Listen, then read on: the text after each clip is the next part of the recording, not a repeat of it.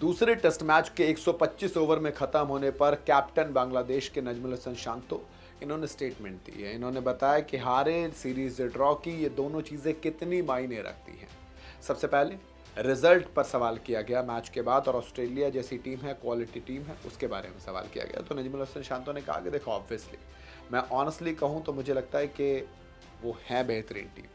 मैंने press conference में भी कहा था कि उनके पास एक्सपीरियंस करीब करीब 50 साल ज़्यादा का है, 50 साल ज़्यादा का। तो जाहिर सी बात है, उन्होंने जो कैरेक्टर दिखाया वो कमाल था। बांग्लादेश की टेस्ट टीम, मैं ऑनेस्टली बताऊँ, इस मैच में हम अपने बेस्ट पर नहीं थे, वरना हम जब अपने बेस्ट पर होते हैं तो कोई मायने नहीं रखता, आपने देखा होगा ना।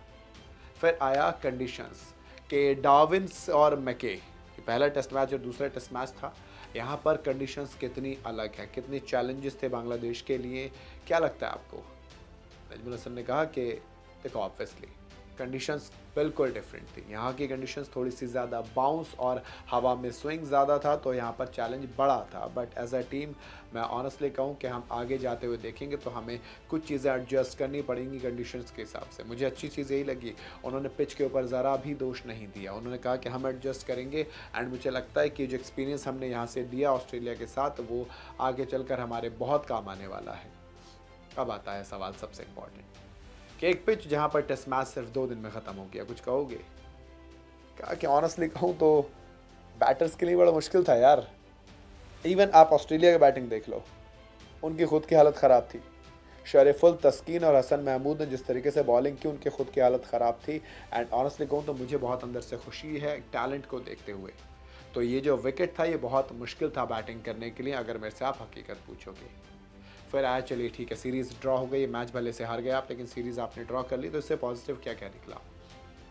तो नजमुल हसन ने सबसे पहले तो वही चीज़ कही कि I think it's a very proud moment. बहुत प्राउड मोमेंट है हमारी टीम के लिए कि हमने ऑस्ट्रेलिया से ऑस्ट्रेलिया में आके सीरीज़ ड्रॉ कर ली। जिस तरीके का कैरेक्टर, जिस तरीके का डिसिप्लिन प्लेयर्स ने दिखाया, जो कि मैंने फर्स्ट टेस्ट मैच में भी कहा था कि हमें कंसिस्टेंस दिखाने की ज़रूरत है, कंसिस्टेंट रहने की ज़रूरत है, कंसिस्टेंसी दिखाने की ज़रूरत है। तो मुझे लगता है कि ये जो हमारे बॉलर्स थे, ये जो हमारे बैटर्स थे, इन्होंने अच्छा क्रिकेट खेला। एंड इस तरीके की कंडीशंस हमारे लिए आगे बढ़कर बहुत हेल्पफुल रहने वाली हैं। ज़्यादा नहीं, 23 साल बाद हम यहाँ पर आए थे, 2 टेस्ट मैच खेले, तो ये बिल्कुल भी ईजी होने नहीं वाला था। तो मुझे लगता है कि अगर हमें दोबारा मौका मिला यहाँ पर आने का, हर साल आने का, तो हमारा गेम भी इम्प्रूव होगा। एंड आई जस्ट होप कि अच्छा भी हमें लगेगा। इट्स ट्रू, 2 दिन के अंदर अगर टेस्ट मैच ख़त्म हो जाए तो सवाल उठना लाजमी है, मुझे इसमें कुछ भी गलत नहीं लगता।